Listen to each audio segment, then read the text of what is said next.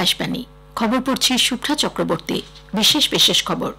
প্রধানমন্ত্রী নরেন্দ্র মোদী রাশিয়ার রাষ্ট্রপতি ভ্লাদিমির পুতিনের সঙ্গে আজ মস্কোয় 22তম বার্ষিক ভারত রাশিয়া শীর্ষ সম্মেলনে সহ সভাপতিত্ব করবেন। জম্মু কাশ্মীরের কাঠুয়া জেলার বিলাওয়ার অঞ্চলে সেনাবাহিনীর গাড়িতে জঙ্গি হানায় 5 সেনা জওয়ান শহীদ হয়েছেন, আহত আরও 5 জন।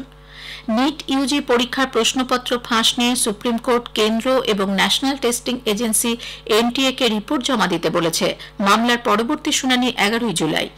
ভারতীয় আবহাওয়া দপ্তর আইএমডি আগামী দুদিন মুম্বাই এবং মহারাষ্ট্রের কিছু এলাকায় ভারী বৃষ্টির পূর্বাভাস দিয়েছে। আজও সমস্ত স্কুল কলেজ বন্ধ, বাতিল হয়েছে মুম্বাই বিশ্ববিদ্যালয়ের সমস্ত পরীক্ষা। 4 বারের অলিম্পিয়ান 2012 অলিম্পিকে 10 মিটার এয়ার রাইফেলে ব্রোঞ্জ জয়ী গগন নারাঙ্গকে ইন্ডিয়ান অলিম্পিক অ্যাসোসিয়েশন 2024 অলিম্পিক গেমসে ভারতীয় দলের শেফ দ্য মিশন নির্বাচিত করেছে।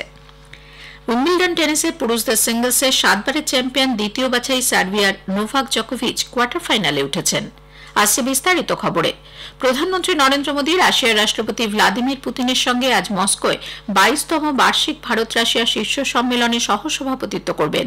বার্ষিক এই শীর্ষ সম্মেলনে প্রতিরক্ষা, বাণিজ্য, বিনিয়োগ, শক্তি, শিক্ষা, সংস্কৃতি সহ দ্বিপাক্ষিক বিভিন্ন বিষয় নিয়ে আলোচনা হবে।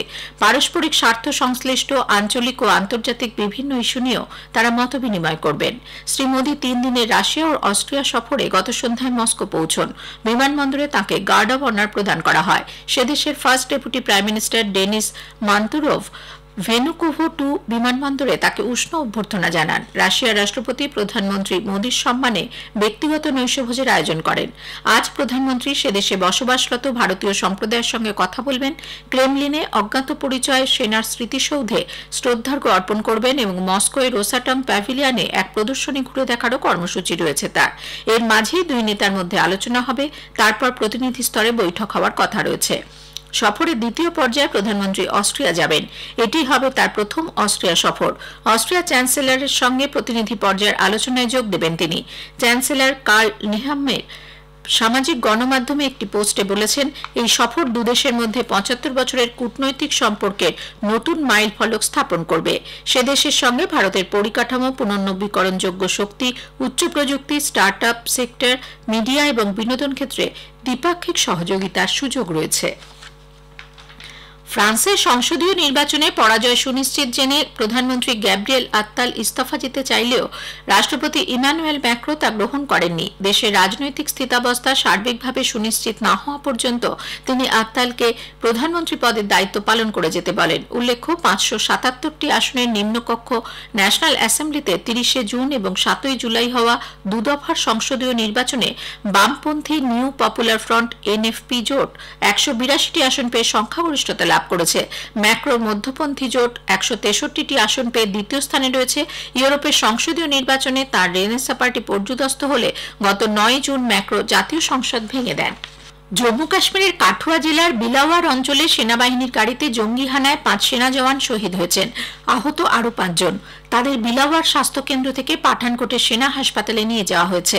জানা গেছে, মাচিদি এলাকায় গতকাল বিকেলে রুটিন মাফিক টহল দেওয়ার সময় পাহাড়ের উপর থেকে সেনার গাড়ি লক্ষ্য করে সন্ত্রাসবাদীরা গুলিবর্ষণ শুরু করে। ছোড়া হয় গ্রেনেড। ঘটনাস্থলে 4 জওয়ান প্রাণ হারান। পরে হাসপাতালে আরও একজনের মৃত্যু হয়। সেনার পক্ষ থেকে পাল্টা গুলি চালনা শুরু হলে জঙ্গিরা কাছের জঙ্গলের মধ্যে লুকিয়ে পড়ে। হামলাকারীদের খোঁজে শুরু হয় তল্লাশি অভিযান। এই নিয়ে গত 3 দিনে জম্মু অঞ্চলে ভারতীয় সেনার ওপর দ্বিতীয়বার হামলা চালানো হলো। রবিবার রাজৌরি জেলার সেনা শিবিরে জঙ্গি আক্রমণে এক সেনা জওয়ান আহত হন। অমরনাথ যাত্রায় আজ 5433 জনের আরও একটি পুণ্যার্থীর দল সকালে ভগবতীনগর বেস ক্যাম্প থেকে উপত্যকার উদ্দেশ্যে রওনা হয়েছে। 213টি গাড়িতে তীর্থযাত্রীরা খুব ভোরেই যাত্রা শুরু করেন। নিট ইউজি পরীক্ষার প্রশ্নপত্র ফাঁস নিয়ে সুপ্রিম কোর্ট কেন্দ্র এবং ন্যাশনাল টেস্টিং এজেন্সি এনটিএ কে রিপোর্ট জমা দিতে বলেছে। এক্ষেত্রে তদন্ত কতদূর এগিয়েছে সে ব্যাপারে সিবিআইকেও আগামীকাল বিকেল 5টার আগে স্ট্যাটাস রিপোর্ট জমা দিতে হবে।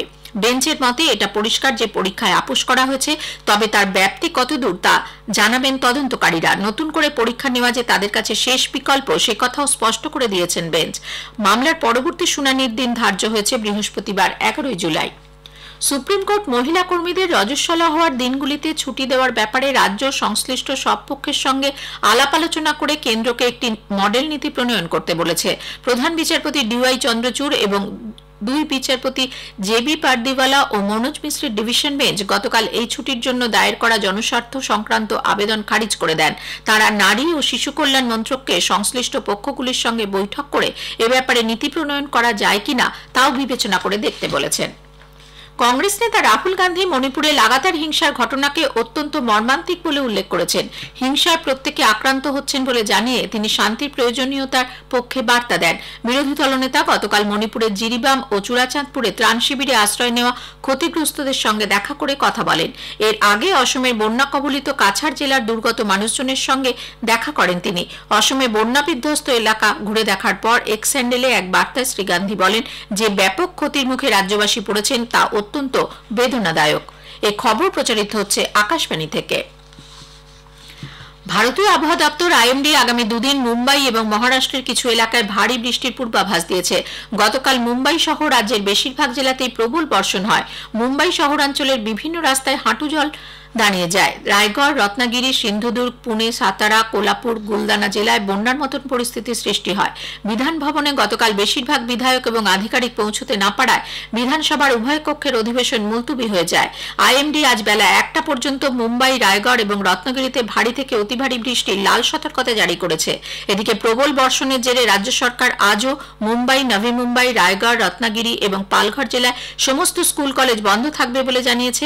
মুম্বাই বিশ্ববিদ্যালয় আজকে সমস্ত পরীক্ষা স্থগিত রেখেছে। অন্যদিকে আইএমডি মধ্য ভারতের বেশ কিছু অঞ্চল, উত্তর পূর্ব ও পূর্ব ভারতে আগামী 4 দিন ভারী বৃষ্টির পূর্বাভাস দিয়েছে। হিমালয় সন্নিহিত পশ্চিমবঙ্গ, সিকিম, বিহার, অরুণাচল প্রদেশ, অসম এবং মেঘালয় 12 জুলাই পর্যন্ত একই পরিস্থিতি বজায় থাকবে। এদিকে গাঙ্গেয় পশ্চিমবঙ্গ, ঝাড়খণ্ড এবং উড়িষ্যায় আগামী 5 দিন হালকা থেকে মাঝারি বৃষ্টির সম্ভাবনা।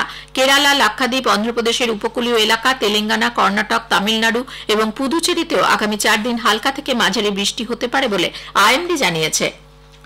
অসমে এ পর্যন্ত বন্যাজনিত কারণে মৃতের সংখ্যা বেড়ে হয়েছে 72। রাজ্যে বন্যা পরিস্থিতির কিছুটা উন্নতি হলেও 27টি জেলার 22 লক্ষেরও বেশি মানুষ এখনো দুর্গত। অন্যদিকে উত্তরপ্রদেশের 6টি জেলা, 200টি গ্রাম বন্যা কবলিত, এর মধ্যে বেশিরভাগই তরাই অঞ্চলের। বন্যা বিধ্বস্ত এলাকায় আজ স্কুল কলেজ বন্ধ থাকবে। পিলভিটে বন্যা কবলিত এলাকা থেকে মানুষকে উদ্ধার করতে বায়ুসেনার বিমানকে কাজে লাগানো হয়েছে। প্রবল বর্ষণ এবং বাঁধগুলি থেকে জল ছাড়ায় পিলভিট, লখিমপুর, কুশীনগর, বলরামপুর, শ্রাবস্তি এবং তরাই এলাকার বিস্তৃত অঞ্চল বন্যা প্লাবিত। উত্তরাখণ্ডের বাঁধগুলি থেকে জল ছাড়া এবং তরাই এলাকার নদীগুলির জল বিপদসীমার উপর দিয়ে বইতে থাকায় বন্যা পরিস্থিতির আরও অবনতি হয়েছে। দেশে চলতি বর্ষার মরশুমে জনসাধারণের উদ্বেগ সম্পর্কে ভূবিজ্ঞান মন্ত্রী ডক্টর জিতেন্দ্র সিং গতকাল এক উচ্চ পর্যায়ের বৈঠকে সভাপতিত্ব করেন। বৈঠকে আবহাওয়ার পূর্বাভাস সংক্রান্ত ব্যবস্থাপনার মানোন্নয়নের দিকটি পর্যালোচনা করেন তিনি। আগামী দিনে দিল্লি সহ জাতীয় রাজধানী অঞ্চলে 3টি রেডার ও 180টি স্বয়ংক্রিয় ওয়েদার ফোরকাস্টিং সিস্টেম বসানো হবে বলে শ্রী সিং জানান। রাষ্ট্রপতি দ্রৌপদী মুর্মু এবারে গ্রীষ্মের মরশুমে দেশের বিভিন্ন অংশ যেভাবে লাগাতার তাপপ্রবাহের সম্মুখীন হয়েছে সে ব্যাপারে উদ্বেগ প্রকাশ করেছেন। সাম্প্রতিক সময়ে বিশ্বের নানা প্রান্তে আবহাওয়ার চরম খামখেয়ালিপনা প্রত্যক্ষ করা যাচ্ছে বলেও তিনি জানান। পরিবেশ রক্ষায় সরকার ও আন্তর্জাতিক নানা সংগঠনের পক্ষ থেকে নেওয়া উদ্যোগে কার্যকরভাবে সামিল হওয়ার জন্য মানুষের প্রতি আহ্বান জানান শ্রীমতী মুর্মু। 4 দিনের ওড়িশা সফরে গতকাল সকালে তিনি পুরীর সমুদ্র সৈকতে প্রাতঃভ্রমণ করেন। পরে এক্স হ্যান্ডেলের এক বার্তায় শ্রীমতী মুর্মু বলেন, আগামী প্রজন্মকে এক নিরাপদ ভবিষ্যৎ গড়ে তুলতে সকলকে কাজ করতে হবে। 4 বারের অলিম্পিয়ান এবং 2012 10 মিটার এয়ার রাইফেলে অলিম্পিকে ব্রোঞ্জ জয়ী গগন নারাঙ্গকে Indian Olympic Association IOA 2024 Olympic গেমসে ভারতের সেভদা মিশন নির্বাচিত করেছে। তিনি MC মেরিকমের স্থলাভিষিক্ত হলেন। IOA সভাপতি ডক্টর পিটি উষা গতকাল জানান, মেরিকমের পদত্যাগের পর গগন নারাঙ্গের এই পদ পাওয়া স্বাভাবিক ছিল। উইম্বলডন টেনিসে পুরুষদের সিঙ্গলসে 7 বারের চ্যাম্পিয়ন দ্বিতীয় বাছাই সার্বিয়ার নোভাক জকোভিচ পঞ্চদশ বাছাই ডেনমার্কের হোলগার রুনেকে 6-3, 6-4, 6-2 হারিয়ে কোয়ার্টার ফাইনালে উঠেছেন। রাউন্ড অফ 16-এর অপর ম্যাচে চতুর্থ বাছাই জার্মানির আলেকজান্ডার জেভেরেভ ত্রয়োদশ বাছাই আমেরিকার টেইলর ফ্রিটসের কাছে 6-4, 7-6, 4-6, 6-7, 3-6 সেটে হেরে কোয়ার্টার ফাইনালে উঠতে ব্যর্থ হয়েছেন।